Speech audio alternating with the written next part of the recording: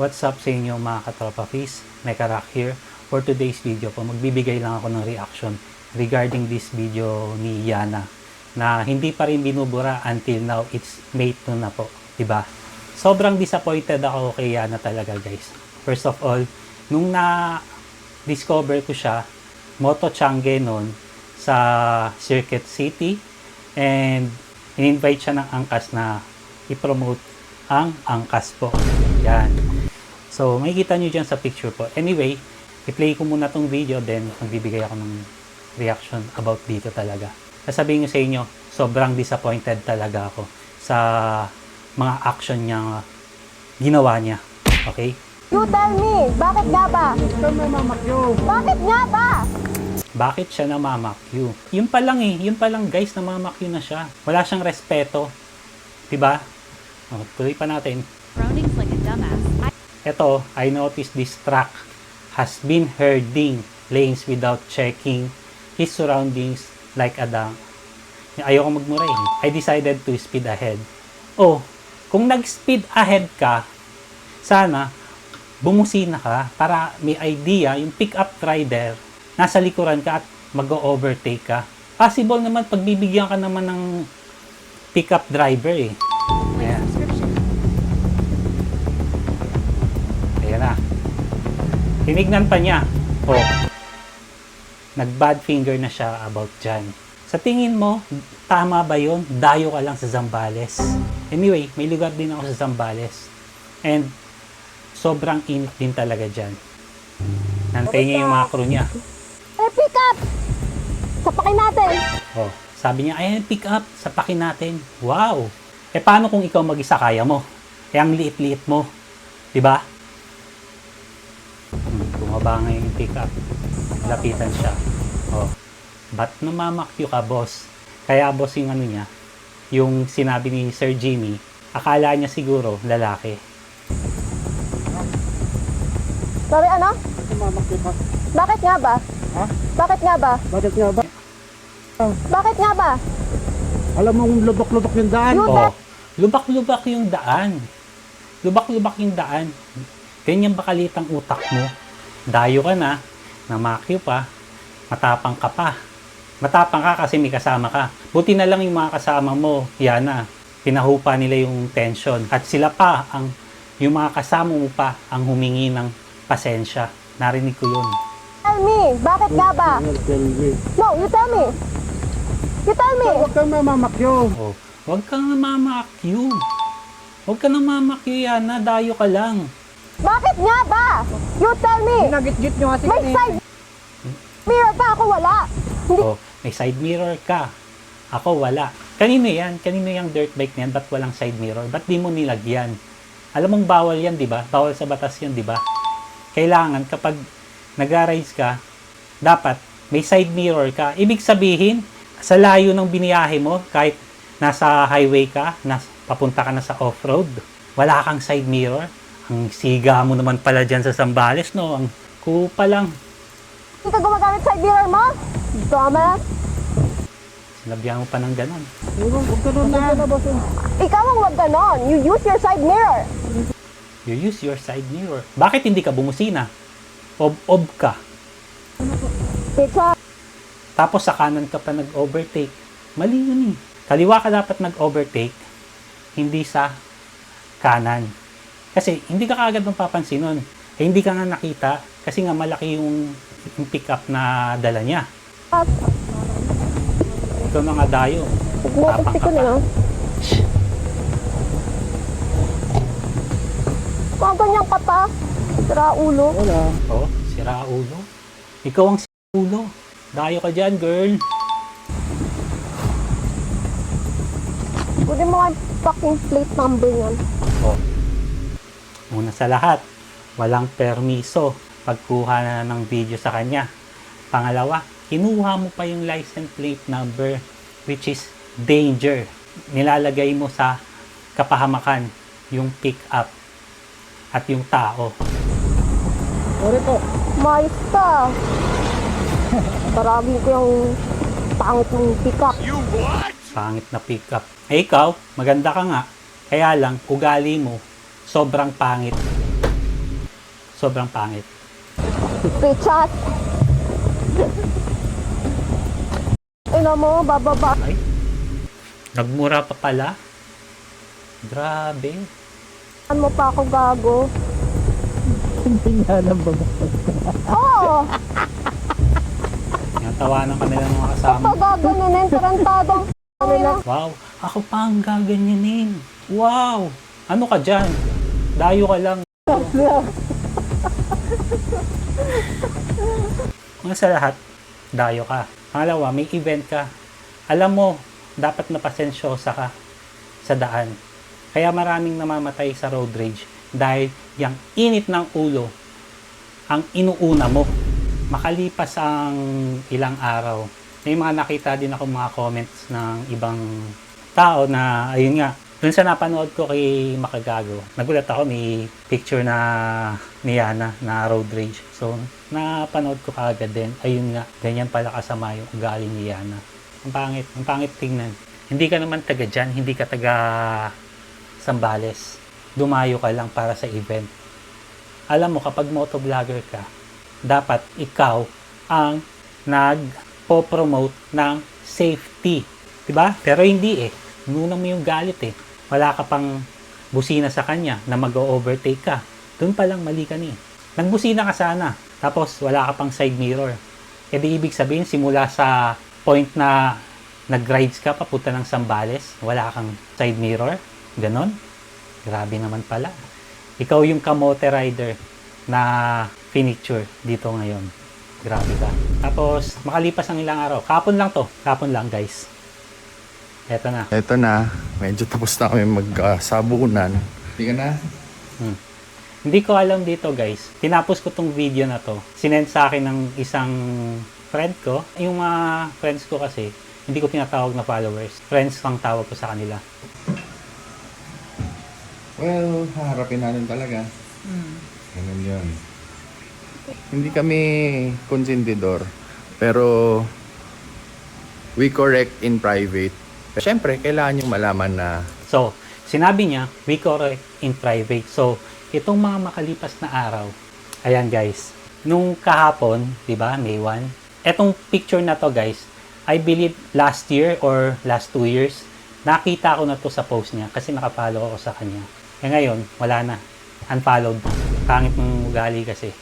Tapos, ayan, Hong Kong. Grabe. Diba? Nag-Hong Kong siya. Ano lang to? Bluff lang to. Bluff. Wala siya sa ibang bansa. Nandito po siya sa Pinas, guys. Kumbaga, inaayos niya yung issue. Diba? ginagawa naman namin yung mga tama at mga the best na paraan paano manghingi ng sorry. So, tinuro na namin kay Yana kung ano yung mga mali. Hindi kami nagkukonsinte. Hindi lang namin yan ginagawa in public. So, tingnan natin. Punta natin. Hanapin muna namin. Yan. So, punta na natin ha. Kita mo? Hindi ko alam dito sa video na to guys kung sincere ba talaga siya or hindi. Tapusin ko muna. Ika na ba? Tanggap mo na? Ha? Okay, that's good. Pupuntahan na namin. Yan, dito na kami sa work area ni Mang Jimmy. Hopefully maabutan naman siya. Hintayin na lang daw. Pasensya na po talaga.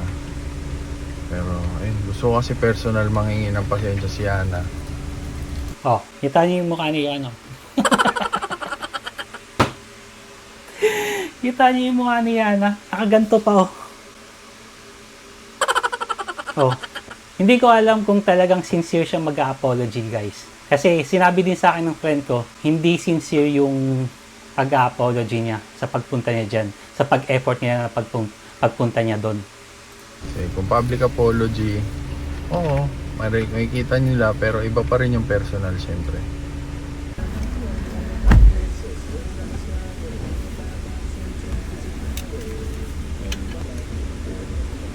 So, pumunta siya dyan guys sa wala. Kasi hindi niya nakapuntahan si Sir Jimmy. 3 o'clock.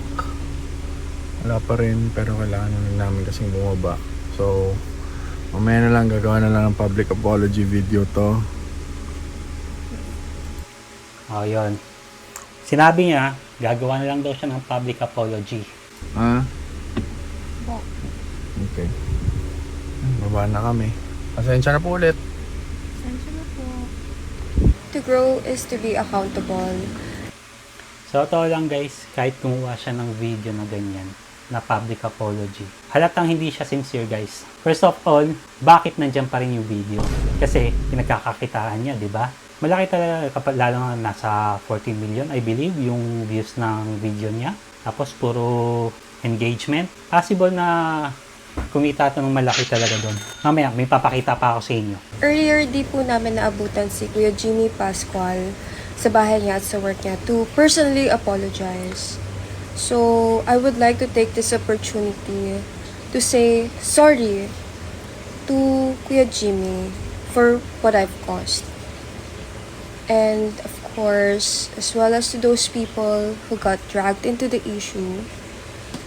Sorry din po sa citizen of Zambales, the riding community, especially the off-road community. This issue is all on me. I'm still learning. All on me. I'm still learning. My God! Yana, alam ko nasa 28-year-old ka na. Matanda ka na. Dapat alam mo na yung tama at mali. Mali ka eh. Alam mo sa sarili mo mali ka pero inilabas yung pagkabratinela mo. This one especially the hard way. I promise to be more patient next time, especially on the road. And I'll listen to my ates and kuyas more. Na-feel ko na po yung mundong maraming galit and ayoko na pong maulit po yun. Again, sorry po at pasensya po ulit. Maraming salamat po. Ngayon, naramdaman niya yung mundong may galit sa kanya at maraming basher talaga. Pero, based dito sa video na to guys, feel ko lang hindi talaga siya nagsosorry. Kasi, andito pa rin yung video niya eh. Noong April 29, hindi pa rin niya binura. Kaya, Sir Jimmy, kung mapanood mo man to, kung tutuloy mo yung kaso po, much better po. Para at least may masampulan po. Mas maganda yung ginawa niyo po, Sir Jimmy. Kasi nga po, naging pasensyoso kayo sa daan. At alam niyong babae siya. Saludo po ako sa inyo na hindi niyo pinatulan si Yana po. Kung sakaling mag-hearing po, possible na mag-stay muna ako dun sa bahay sa Zambales. Kapag alam kong mag-hearing kayo, pupunta ako dun. You have my support po.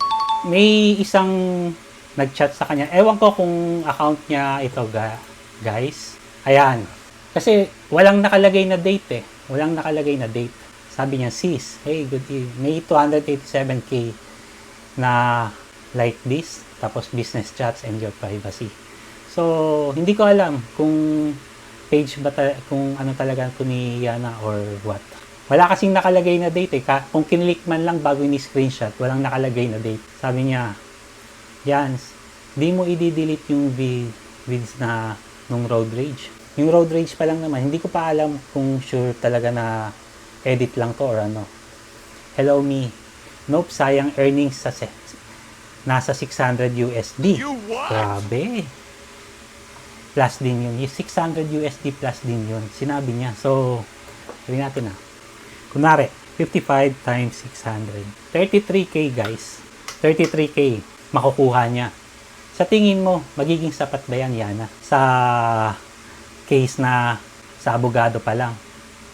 Sa tingin mo, kapag nag-private attorney ka, sapat na ba yung 33K na makukuha mo? Sa tingin ko, hindi. Kasi ikaw yung mali eh.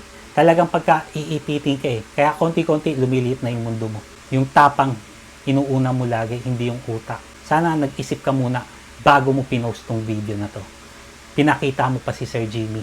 Tapos ito pa, si Colonel Bosita, na gano'n na rin sa'yo. Patatawag ka. So, kailan kaya yun? Gusto ko rin makapunta. No? So, totally disappointed ako sa'yo. Minura mo pa si Sir Jimmy. Tawag ka pa na sapakin natin. Sabi mo, pinagmumura mo. Huwag ganon. Huwag ganon ano. Yana, ang pangit. Ang pangit ng ugali mo pala. Kung ganyan ka pala talaga. Sa video ka lang mabait, pero sa personal, kung ganyan ang ugali mo, hindi.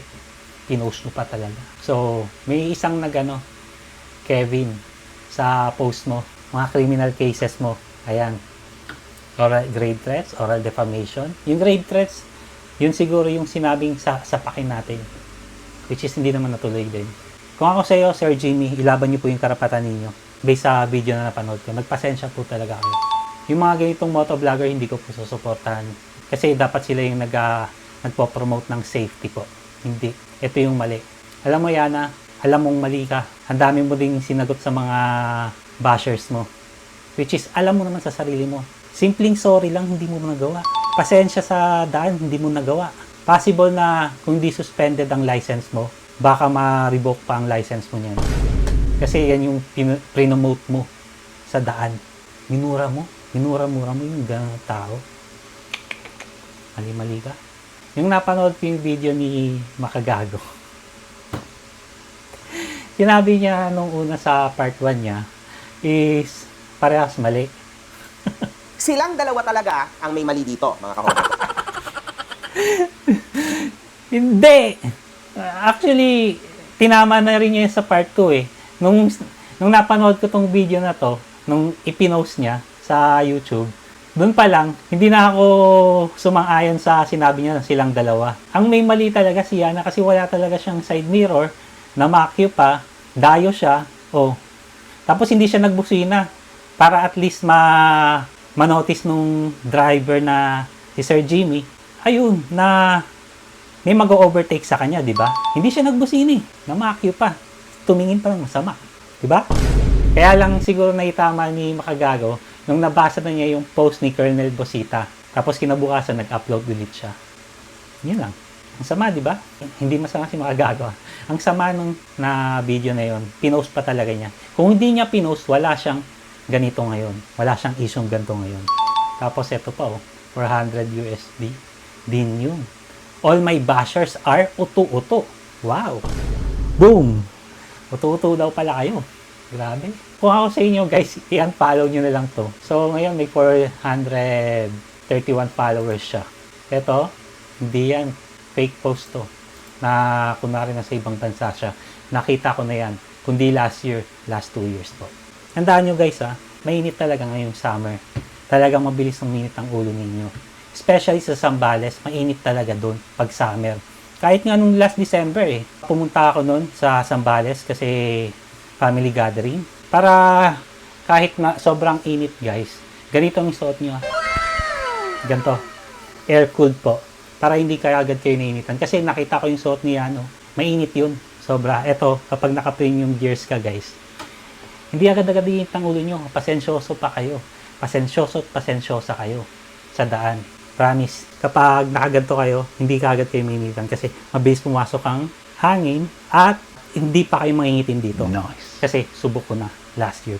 Yun lang naman guys. So, hope na may natutunan kayo sa video na to and huwag pairahin ang init ng ulo. So, see you on my next vlog. Bye-bye.